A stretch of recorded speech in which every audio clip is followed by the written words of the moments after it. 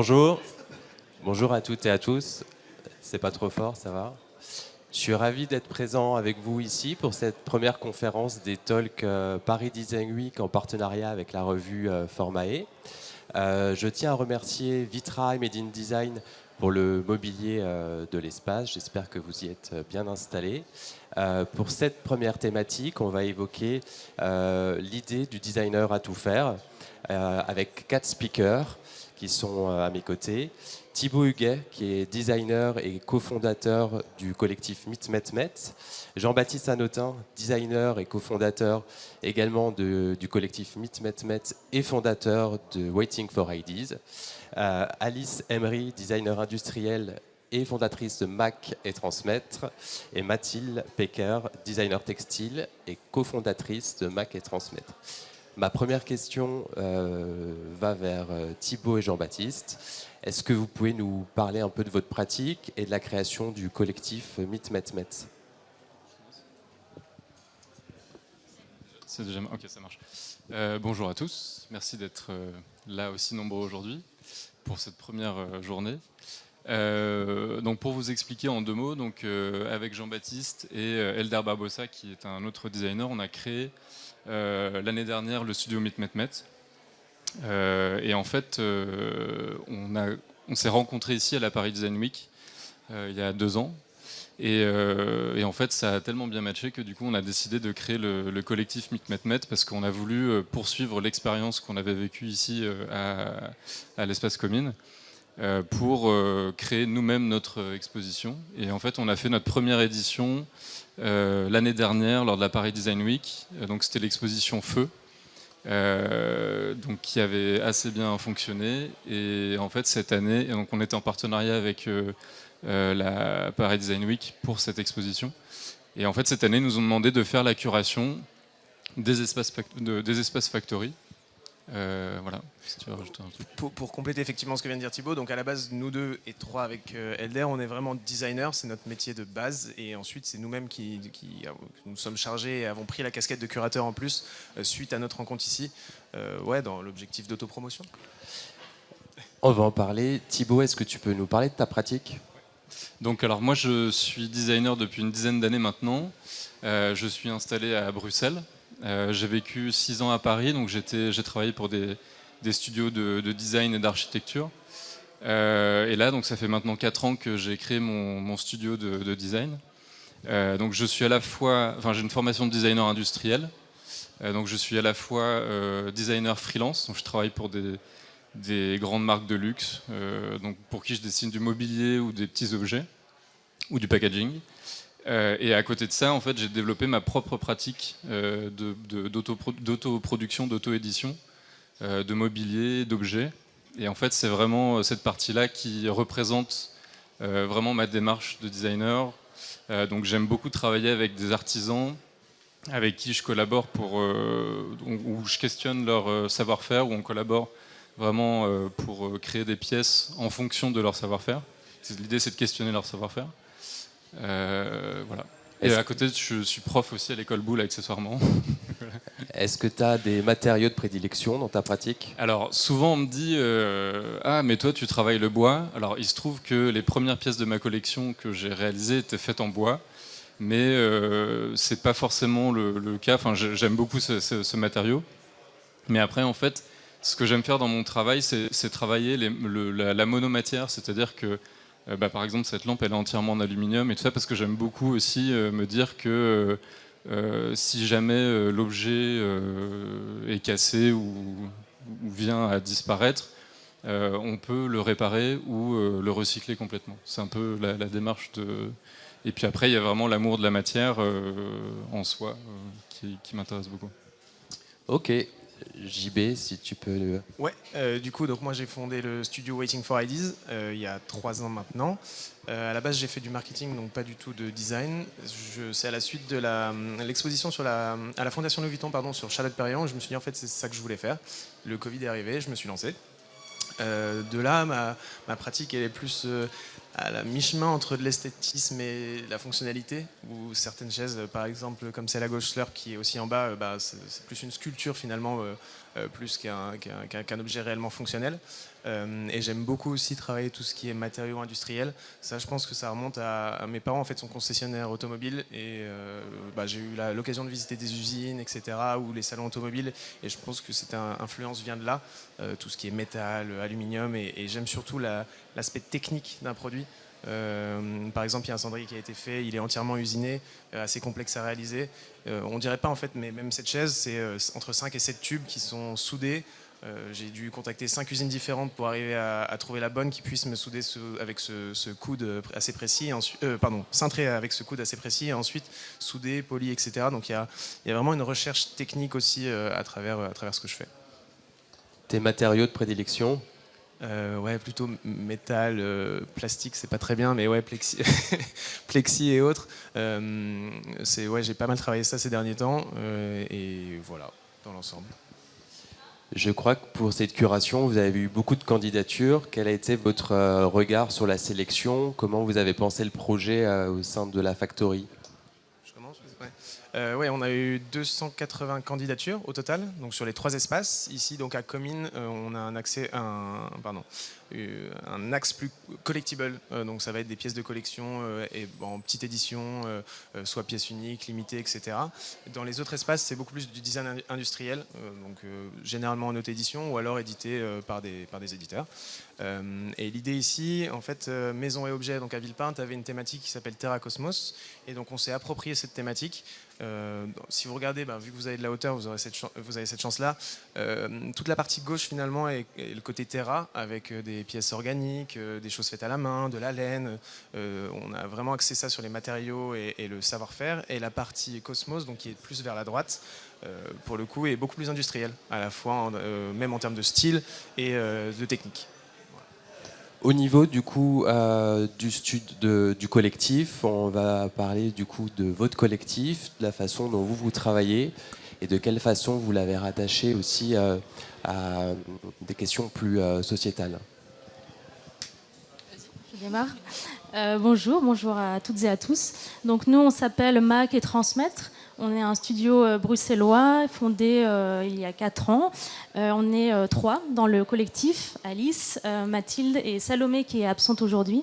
On s'est rencontrés sur les bancs de l'école à La Cambre. Donc moi je suis plutôt design textile, Alice est plus design industriel. Et donc Mac et Transmettre, Mac ça vient de maken en néerlandais, donc c'est faire. Donc en fait on a vraiment voulu allier la transmission à la création. Donc on est à la fois un studio, plutôt axé textile pour le coup, pour l'intérieur et l'architecture, enfin architecture d'intérieur. On travaille la technique du tuft particulièrement, comme vous pouvez voir sur la 3e photo. C'est une technique que moi j'avais appris pendant un Erasmus en Suède, et c'est une technique qui m'a beaucoup plu, qui à la base permet de faire du tapis, et que nous on s'amuse à détourner pour en faire autre chose. Ça on peut en parler peut-être après l'aspect artisanal. Et tu veux parler de la transmission, Alice? Oui, carrément. En fait, nous, ce qui nous a un peu réunis aux prémices du projet, ça a été le Covid. Nous aussi, c'était un peu le Covid qui a été, je pense, le point de départ de notre collectif. Et en fait, le nom est arrivé, je pense, dans nos premières discussions quand on a décidé de déposer les statuts de l'association. Et à ce moment-là, on s'est dit, je pense aussi à travers nos expériences qui ont été diverses et pas toujours faciles à la sortie des études, qu'on avait un peu envie de justement transmettre nos propres expériences et peut-être pas recréer les mêmes erreurs en tant que studio de design qu'on a pu rencontrer de façon professionnelle dans notre vie. Et donc c'est un peu comme ça qu'on a décidé d'avoir envie d'augmenter la partie transmission. Donc la partie transmission, elle se fait à travers des ateliers socio-éducatifs qu'on donne avec des femmes en alphabétisation depuis 3 ans. Et donc ce qui est très chouette, c'est que c'est un groupe qui a changé, mais il y a quand même toujours les mêmes personnes qui nous suivent. Donc il y a aussi l'idée de l'autotransmission au sein même des rencontres, en tout cas des des groupes qu'on a chaque année. Et après, on a aussi une autre partie qui est une partie conférencière. Donc nous aussi, on donne des conférences. Mais là, on est de l'autre côté, on est côté plutôt médiation. Donc on donne un cycle de conférences qui s'appelle Celles qui font le design, qui a sa 3e édition cette année. Donc on fait ça entre septembre et octobre, donc au moment de la Design Week de Bruxelles. Et le but, c'était vraiment aussi de lutter un peu contre le patriarcat dans le milieu du design, et particulièrement dans le milieu du design industriel. Désolé les gars, hein, mais voilà. C'est la réalité du terrain. On voit bien que quand même les femmes sont souvent pas beaucoup mentionnées, pas beaucoup mises en valeur, qu'on les rattache aussi beaucoup à du domaine domestique, et que du coup on a aussi du mal à les considérer comme des vraies techniciennes, des personnes qui ont quand même un savoir vraiment important. Et ça, on l'a aussi développé à travers d'autres projets, aussi beaucoup sur l'inclusivité. Cette année, on a aussi travaillé avec le musée de la Centrale à Bruxelles autour de l'inclusivité dans le design et dans les espaces culturels avec l'architecture qui dégenre. Et le but, c'est vraiment de déconstruire en fait toutes ces idées reçues et la manière dont la curation, les espaces culturels ont été pensés. Et là, c'est vraiment une casquette presque de designer d'anthropologie. Après, on invite des gens à venir parler de ça, des gens qui parlent beaucoup mieux et qui s'y connaissent beaucoup mieux que nous sur ces terrains-là. Mais ça va de la typo inclusive. Je sais qu'en France, c'est un sujet tabou, mais en Belgique, pour le coup, à Bruxelles, c'est let's go, c'est trop bien, c'est hyper agréable pour ça. Il y a vraiment moyen d'avoir un travail militant hyper intéressant à ce niveau-là. Et ça a été quelque chose qui nous réunissait aussi, parce que ça nous permettait aussi pas que de produire de l'objet, mais aussi produire de la réflexion en fait, de design, de théoriser en fait certaines idées, et surtout dans un contexte actuel où on essaye quand même de changer et de bouger un peu les frontières, même si la politique, des fois, en face de nous, n'est pas toujours réactive, mais on sait que les collectifs arrivent parfois avec les espaces culturels et voilà, des gens qu'on a, de bouger les lignes. Donc voilà, ça c'est vraiment une grosse partie de notre studio qu'on a mis en place et pour lequel on a été assez vite connu, on va dire. Mais je vais arrêter de monopoliser la parole. Tu peux peut-être garder le micro. Quelle est ta vision du designer à tout faire? Comment tu le définirais?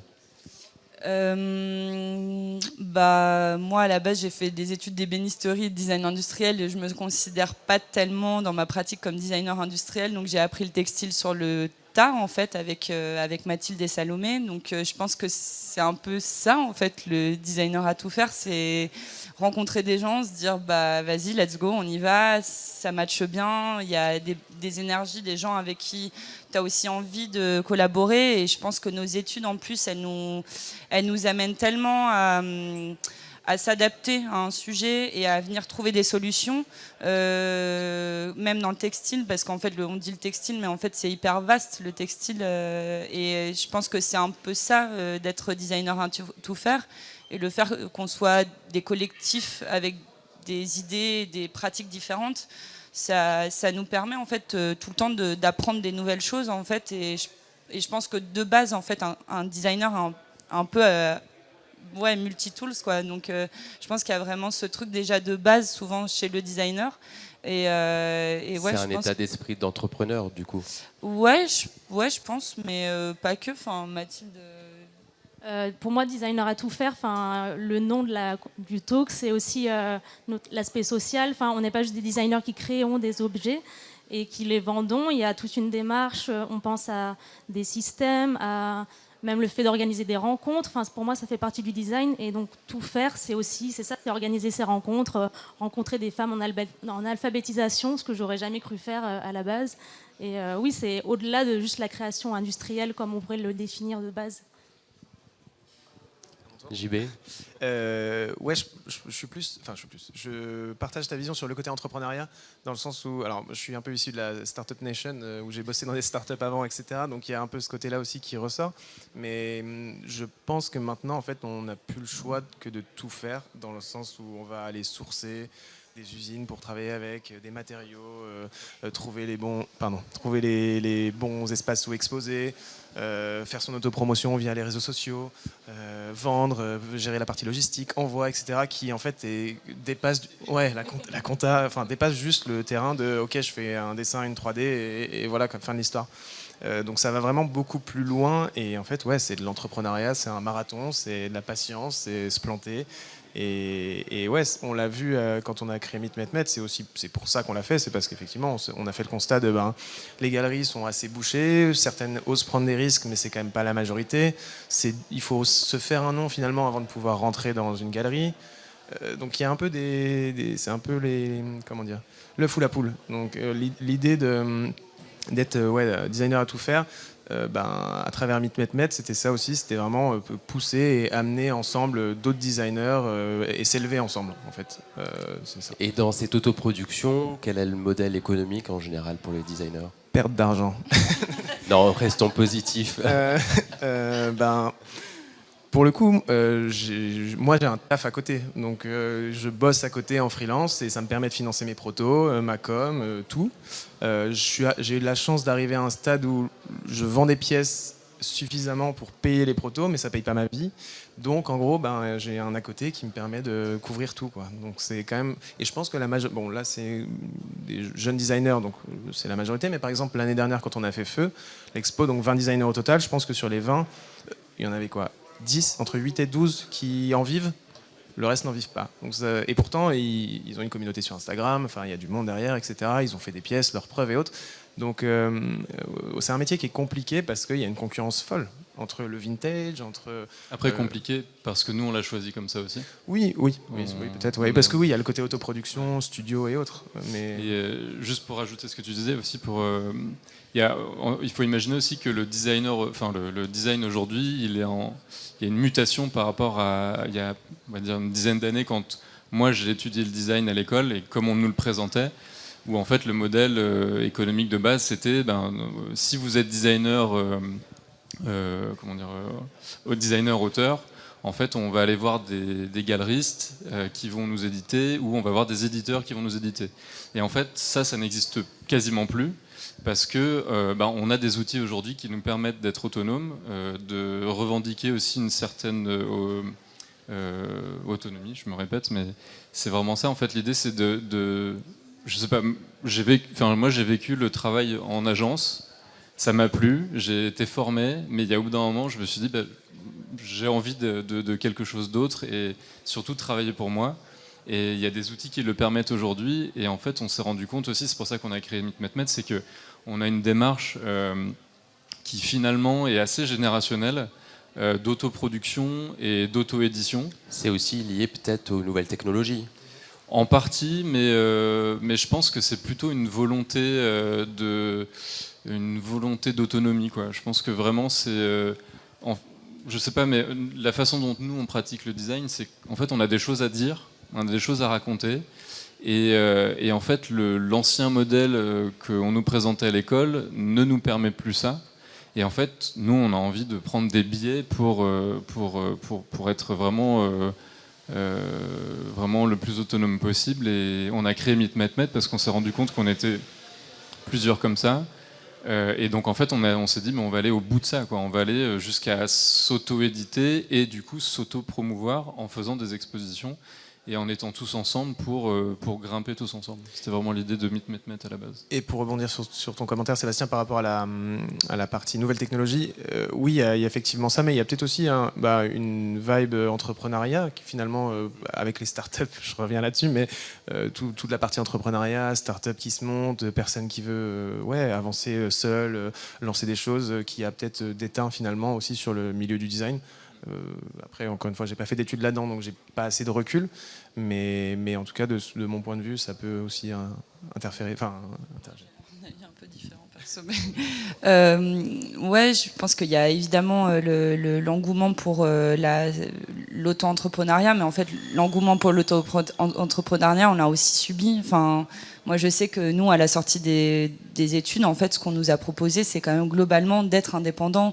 Il n'y a personne qui nous a proposé de nous signer un CDI. Enfin, maintenant, on sable le champagne quand même quand on a un CDI, ce qui est quand même assez révélateur d'une réalité sociétale qui est positif et négatif aussi d'une certaine manière, parce que comme tu le dis, finalement sur tous les designers qu'on connaît, sur tous nos confrères et nos consoeurs, on n'est pas tant à en vivre à 100% et d'être trop bien et de pouvoir aller toquer à une banque pour pouvoir acheter un appartement, parce qu'en fait aussi on est auto-entrepreneur et que ça c'est une prise de risque, et qu'il y a aussi des banques derrière qui n'ont pas envie qui sont pas très friands aussi de ces prises de risques là, d'avoir des auto-entrepreneurs en face d'eux. Enfin, moi personnellement, je suis très contente de ce qu'on a accompli avec Mac et Transmet. Je suis très contente de ce qu'on a créé, mais on l'a créé aussi presque par, je vais pas dire par dépit, mais parce qu'en fait, on n'arrivait pas à trouver suffisamment de clientèle, qu'on n'arrivait pas à avoir des entreprises qui étaient prêtes à aussi engager des designers. Les entreprises qui engagent des designers, c'était il y a 50 ans en fait. C'était le Bauhaus, c'était Charlotte Perriand, mais en fait cet art-là, il n'existe plus en fait, très très rarement. Et quand tu dis, c'est vrai que les entreprises n'éditent plus aussi tellement, enfin, ou font ce travail de partenariat avec des designers, il n'y en a pas tellement aussi non plus des entreprises qui décident d'avoir dans leurs équipes à plein temps un designer industriel ou un designer textile. Ils vont avoir des techniciens, ils vont avoir des ingénieurs avec des spécialités dans le design, mais ils n'ont pas un designer et avec l'aspect à la fois créatif et aussi, comme tu disais, ce côté aussi multitâche qui en fait est hyper intéressante pour les entreprises, d'avoir quelqu'un qui arrive à avoir cette vision super large entre un commercial, ce qui est à la mode, les couleurs, les matières, et peut-être aussi détourner des matières.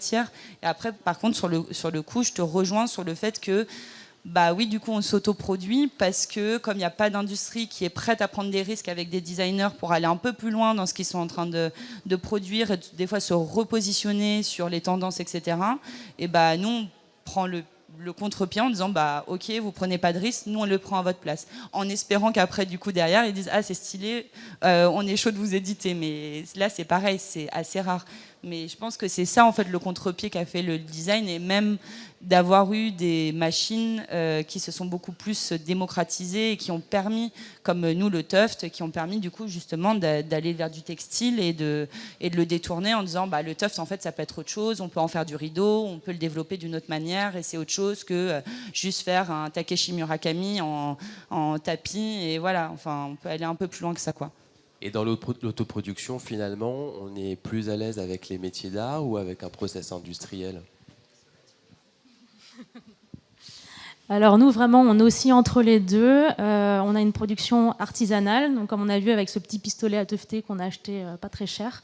Et justement, on est en train de faire ce travail en ce moment de basculer vers l'industrialisation de nos pièces. Et en fait, c'est très compliqué parce qu'on est allé loin dans la manière de s'adapter, enfin de se réapproprier la technique du Tuft. Et donc là, on est en train d'essayer de faire ce travail, mais encore une fois, il faut trouver les financements. Mais donc on navigue vraiment entre les deux. Donc à la fois on offre des pièces uniques que nous on a produit à l'atelier, donc ça va toucher les gens. Et on aimerait bien faire une petite série en industrie. Et on essaye de faire le lien entre les deux. En tout cas, c'est pas facile. Moi, par exemple, dans ma démarche, j'ai une formation de designer industriel à la base. Et en fait, aujourd'hui, je m'intéresse vraiment plus au savoir-faire qu'à savoir si c'est un artisan ou du design industriel. Et en fait, ce que j'aime bien, c'est que le fait d'avoir eu une formation de designer industriel, j'essaye de voir le procédé d'un artisan comme en insufflant des réflexes industriels ou des choses comme ça, et vice-versa. Et ça, des fois, c'est assez intéressant parce qu'en en fait, on peut déplacer les curseurs de détails quand on travaille avec un industriel, par exemple. On peut insérer des accidents qui vont donner un peu de corps et d'esprit à l'objet qu'on est en train de créer. Et pareil, quand on travaille avec un artisan aussi, ce qui est intéressant, c'est de réfléchir au procédé de fabrication, sans pour autant rentrer dans un espèce de travail à la chaîne, c'est pas l'idée, mais d'avoir la réflexion je sais pas, du procédé, de réfléchir au procédé, dans des systèmes de procédés par exemple. Ça c'est hyper intéressant quand on déplace ces curseurs-là d'un côté et de l'autre. J'ai le sentiment que dans le design, il y a un changement d'échelle aussi avec des designers qui développent des projets de scénographie, vous en êtes l'exemple aujourd'hui, et qui finalement trouvent un modèle économique à travers des projets d'architecture d'intérieur. Est-ce que c'est quelque chose que vous observez? Comment vous l'envisagez? Oui, alors à titre perso, ouais, effectivement, je l'envisage. Là, j'ai revu le positionnement du studio justement pour le mettre sur 3 piliers, le design d'objets d'un côté, l'installation artistique de l'autre, et un troisième pilier, l'architecture d'intérieur, qui finalement, ce sont des vases communicants et c'est aussi l'extension d'un objet finalement, l'archi d'intérieur. Et ça, c'est potentiellement des projets qui vont être, je sais pas, 100, 200, 300 000, enfin j'en sais rien, je ne sais pas combien de milliers d'euros, mais avec des marges et des choses qui, d'un point de vue business, vont être beaucoup plus périns. Et on le voit aussi, là on a des archis d'intérieur qui finalement viennent vers le design, ou des designers qui vont aussi vers l'archi d'intérieur. C'est d'ailleurs l'objet d'un talk bientôt, dans quelques jours, que je vous invite à venir voir. Mais ouais, c'est vraiment, enfin c'est une tendance, et surtout en plus les marques, alors les marques de luxe, etc., demandent et cherchent ça de plus en plus. Parce que ces milieux ont toujours été finalement la barrière a toujours été assez fine entre le luxe, la musique, l'art en général, etc. Et donc il y a des passerelles qui se font et qui permettent de potentiellement permettre à certains designers et autres d'en vivre, ou même des photographes ou autres, parce que je pense que ça s'applique aussi un peu à d'autres domaines, le côté auto-entrepreneur un peu précaire malheureusement, mais c'est vrai. Dans tous les domaines artistiques, en fait, ça s'applique. C'est pas que le design qui est comme ça, quoi. Je pense qu'aussi la barrière avec l'architecture, enfin en tout cas je pense particulièrement pour nous avec le textile, ça nous a permis aussi de changer d'échelle. On a commencé vraiment en faisant des tapis pour des particuliers, puis en fait assez rapidement on était là, c'est sympa mais on peut peut-être faire un peu autre chose. Donc du coup il y avait aussi l'envie et puis toutes les trois on était très sensibles à l'architecture, à l'intérieur, donc nous ça a été aussi un peu une évidence aussi d'amener aussi ce qu'on dit souvent, c'est d'amener de la verticalité au tapis. Donc en fait tout d'un coup de repenser le tapis comme il a été pensé il y a dans plein de cultures, comme aussi un moyen de construction, un moyen de une séparation, et donc quand on a commencé à développer ces histoires de parois, de transparence, de rideaux, qui a été beaucoup développée par Mathilde et Salomé, puisqu'elles ont évidemment une plus grande expertise que moi par rapport à la matière, la laine, etc. Ça a été aussi d'y voir tout de suite une possibilité de quelque chose qu'on allait pouvoir justement présenter aux architectes. Et c'est aussi pour ça qu'on a fait toute cette recherche et développement autour de cette matière, et de pouvoir la sourcer et de pouvoir aussi lui mettre des étiquettes très précises, industrielles, en disant quelles sont les résistances au feu, à la chaleur, etc. Parce que l'architecture est aussi beaucoup plus pointilleuse sur un petit peu toutes ces questions-là de résistance en intérieur, surtout pour les espaces publics. C'est moins le cas pour les espaces privés. Désolée pour vous. Mais du coup, il y avait aussi cette envie de changer je pense, de dimension super fort, et d'amener quelque chose de plus structuré, pas que du sol, quoi. Je sais pas si... Est-ce que finalement, c'est ce qui occupe le plus votre collectif? Ça prend des proportions, j'imagine. Tu parles de cette création-là, de cette partie développement. Partie plutôt archi, finalement. Ça prend pas autant, ouais, mais ça prend beaucoup de temps. Mais en fait, nous, c'est qu'on est tellement, pour le coup, multitâche et multi-activité que tout doit rentrer dans des cases. Et sur une semaine, on a très peu de temps finalement pour ce développement-là. En ce moment, on a un financement. On peut s'attarder là-dessus. Mais on l'a pas dit, mais nous, on fonctionne vraiment beaucoup aussi avec les subsides. Donc, on répond à un appel à projet. On décroche la bourse, alors on va débloquer du temps, on va pouvoir développer ça. Heureusement, en ce moment, on a eu. Mais il y a des moments où on n'a pas l'argent, et donc concrètement, on va développer plus un projet socio-éducatif. Donc voilà, c'est vraiment une balance pas toujours équilibrée. Et beaucoup, beaucoup d'administratifs. On a parlé de la comptabilité tout à l'heure, qui prend beaucoup de place. quand on parle de collectif, on parle de partage. Comment vous fonctionnez au niveau des lieux? Est-ce que ce sont des lieux avec d'autres créatifs? C'est des machines partagées? Comment vous vous organisez? Nous, on a démarré à la Microfactory. C'est un lieu à Bruxelles qui est vraiment un Fab Lab pour le coup, où il y avait un atelier bois, un atelier métal, sérigraphie, et puis nous, on avait monté l'espace textile. Et on a un petit peu déchanté, parce que le textile, c'est une pratique qui a une autre temporalité. Donc pour le partage de machines, c'était très complexe. Donc actuellement, on est dans un autre atelier partagé qui s'appelle Au Charbon, et qui est plus axé entrepreneuriat féminin, où il n'y a pas forcément un partage des machines, mais plus un partage d'espace, mais c'est déjà très bien, en fait, c'est déjà beaucoup, et un partage des compétences, je dirais, parce on est toutes et tous en train de lancer notre activité, et on est sur tous ces questionnements de comment financer certains projets, comment se rémunérer, faire la balance entre le job alimentaire et le job qui nous fait rêver. Et donc voilà, on est quoi? On est 12 entités. 12 studios, mais je pense qu'on est plus comme personne. Mais ouais, enfin, en tout cas, bien 8 studios, mais ouais, on est une vingtaine quasiment, je pense. Mais on n'est pas tous là à plein temps, donc ça a l'air d'être une grosse fourmilière, mais en réalité, on n'est pas tant. Je pense qu'on est les plus, 9h-18h de l'atelier, quoi. Mais oui, après, les espaces partagés, ça permet évidemment d'amortir les coûts à fond.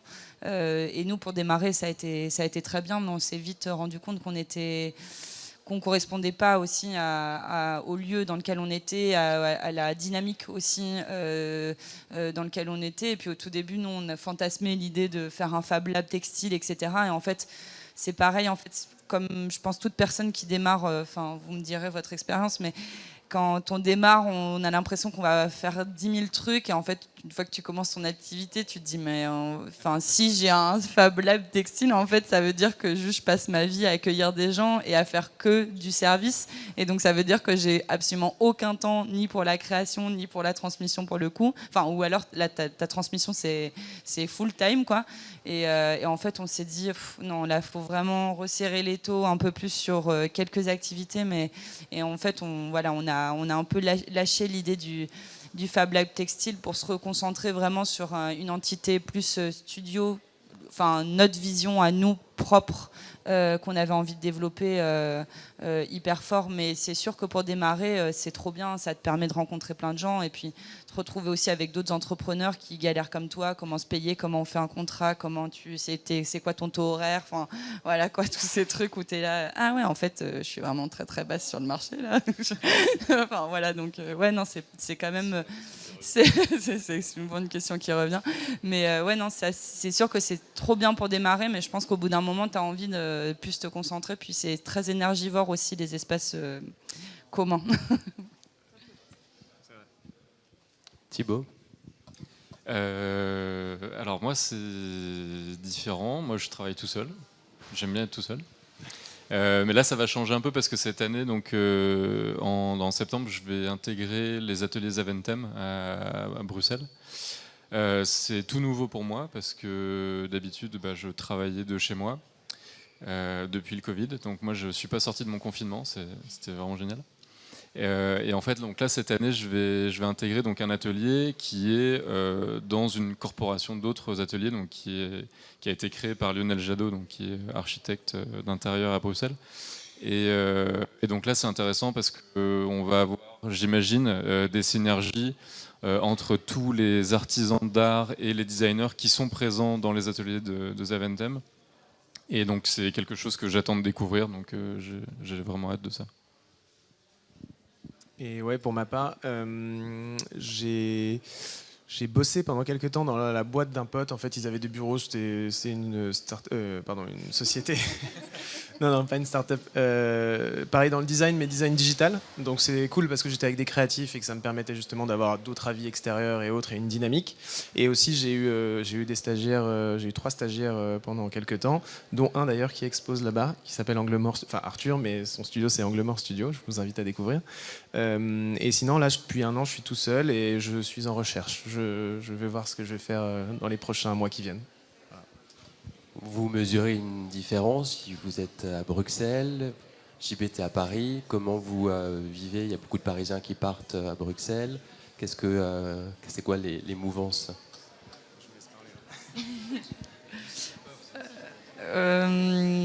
Moi, j'ai quitté Paris il y a bien longtemps.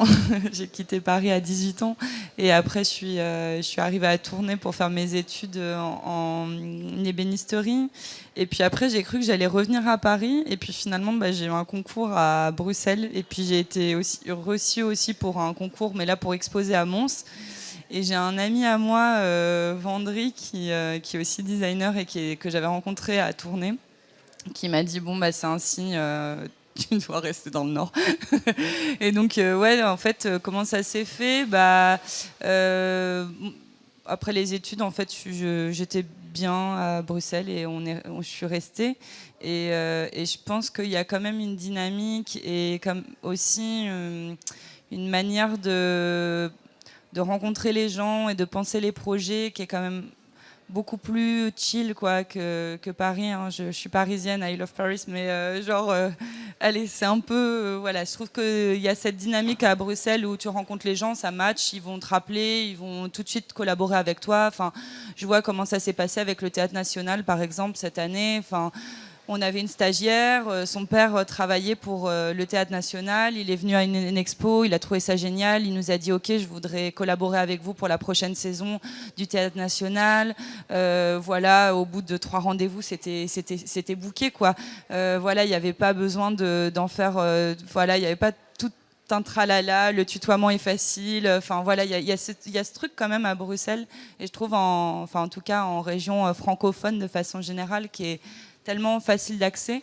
Et puis, je trouve qu'on peut aussi très facilement aussi amener des idées politiques aussi de façon beaucoup plus simple, sans avoir l'impression de froisser toute la République française, quoi. Donc ça, c'est quand même assez agréable, même si on a des gens qui sont pas forcément d'accord avec nous. Voilà, je sais que nous, les Français, on aime beaucoup débattre, et les Belges un peu moins. Donc du coup, ils sont là, bon ok, je comprends ton point de vue et c'est ok, tu vois. Donc je trouve que ça, c'est agréable. Et puis cette dynamique de groupe, de façon générale, je trouve, l'idée du collectif, de la collective de façon générale, c'est quand même quelque chose qui est hyper démocratisé. Ce que je retrouve un petit peu moins à Paris, parce que j'ai encore quand même beaucoup d'amis ici. Et après, évidemment, on ne s'adresse pas toujours aussi au même public. Je pense que le public du luxe est plus facilement accessible à Paris, évidemment, parce que Paris est Paris.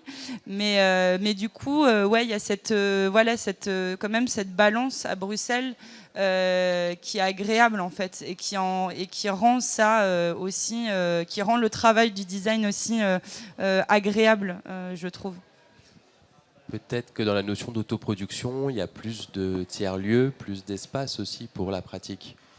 Oui, complètement. Enfin, après, moi, je ne suis pas passée par la case parisienne, je connais moins Paris, mais il y a beaucoup de lieux. Rien qu'à côté de chez nous, il y a un autre atelier avec plein d'artistes, designers qui vient d'ouvrir. Ouais, je dirais qu'il y a vraiment une culture plus alternative.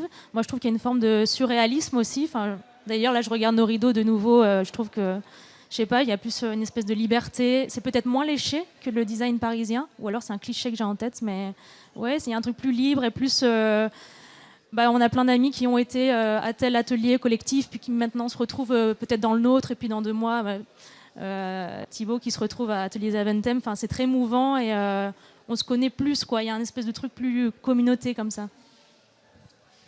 Donc moi qui suis à Bruxelles depuis moins longtemps que vous, donc moi ça fait 4 ans que j'y suis, et effectivement j'ai vu la différence, ça a été radical, mais vraiment vraiment radical. Je rejoins complètement ce que tu dis sur la facilité d'aborder les gens. Je me souviens avoir rencontré donc un curateur de Collectible à Bruxelles. On a pris un verre, je lui ai montré mon travail, et l'année suivante j'avais une exposition. Voilà, je ne peux pas vous en dire davantage. Paris, c'est plus complexe que ça. Et effectivement, les relations humaines sont vraiment simples. Ça peut faire cliché de le dire, mais en fait, c'est tellement vrai que voilà, c'est assez remarquable. Et après, je sais pas vous, mais là, moi, je sens monter une vague belge. En design, il y a quelque chose qui est en train de se passer. On a donc le salon Collectible qui fait parler de plus en plus de lui. Il y a des grosses galeries qui commencent à s'imposer aussi à Bruxelles. Donc je pense notamment à Object with Narrative, qui ont beaucoup fait parler d'eux lors de la dernière édition de Collectible. Et puis cette année, on a Lionel Jadot qui est designer de l'année à Maison Objet. Qui est si vous ne connaissez pas son travail, je vous invite à aller voir son travail. Il va venir ici faire un talk. C'est hyper intéressant. Donc il y a quelque chose qui est en train de monter en Belgique et c'est chouette. Je trouve ça vraiment très très chouette. Ouais, je suis bavarde, désolée. Hein. Ma mère est du Sud et je suis parisienne, c'était un mix.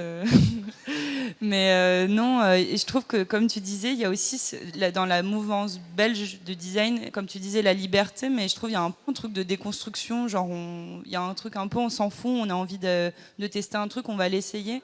Et d'ailleurs, ça se voit beaucoup dans les projets de Lionel Jadot, où des fois on est là genre, ah ok. What the fuck, mais pourquoi pas finalement. Et ça, c'est vrai que, comme tu disais, le truc beaucoup plus strict parisien, mais même en fait français, parce qu'on est passé au French Design hier, on était là, ah ouais, c'est vraiment, ouais, c'est léché quoi. Et je trouve que ce truc-là aussi permet même d'avoir des objets qui sont des fois loupés sans que ça soit loupé. Enfin, je veux dire, le public va aussi l'accueillir en disant « Ah bah ok, c'est osé, on va regarder ce truc-là. » En même temps, ça inspire quand même. Et ça, je pense que quand même le design en avait un peu besoin. On avait un peu besoin de retrouver presque ce move italien qu'il y avait eu il y a 20 ans, 30 ans, de revenir à quelque chose de... Allez, pourquoi pas en fait que ça soit une chaise dans laquelle on se jette et puis que ça soit juste des couleurs de plastique. En fait, on peut aussi aller là-dedans, même si ça en fait pas des objets abordables pour tous. Je suis complètement d'accord sur le côté, c'est pas un tabouret qu'on va mettre dans notre studio de 10 mètres carrés, là, mais je veux dire, en tout cas, c'est inspirant et ça permet aussi d'aller un peu ailleurs, des fois dans l'approche aussi de la matière. Juste pour compléter aussi, moi aussi je suis bavard. Il y a aussi un truc qui est intéressant quand on compare la Belgique et la France, c'est que la France aussi, elle a une histoire qui est qui a une proximité en termes de création, qui a une proximité avec l'artisanat d'art. On parle beaucoup d'artisanat d'art en France. On a des institutions qui font la promotion de l'artisanat d'art, qui est assez importante. En Belgique, un peu moins. On commence petit à petit, il y a des organismes qui commencent à essayer de créer des liens entre les artisans et les designers. Mais du coup, je trouve que en France, on est peut-être un poil sclérosé par cette tradition qui est lourde, qui est très intéressante, que je ne remets pas du tout en question parce qu'elle est vraiment très intéressante, mais qui est peut-être un peu lourde sur les créateurs contemporains. Et en Belgique, en fait, on a cette liberté-là complète. Et en fait, on fait avec ce qu'on a autour de nous. Moi, je le sens vraiment depuis que je suis installé. Je fais avec ce que j'ai autour de moi. Et du coup, ça donne une plus grande liberté, peut-être. On a moins le poids de l'histoire sur les épaules. Est-ce qu'il n'y a pas aussi une influence de la Hollande, finalement, qui est quand même un peu plus dans cette direction? Voilà, c'est tout.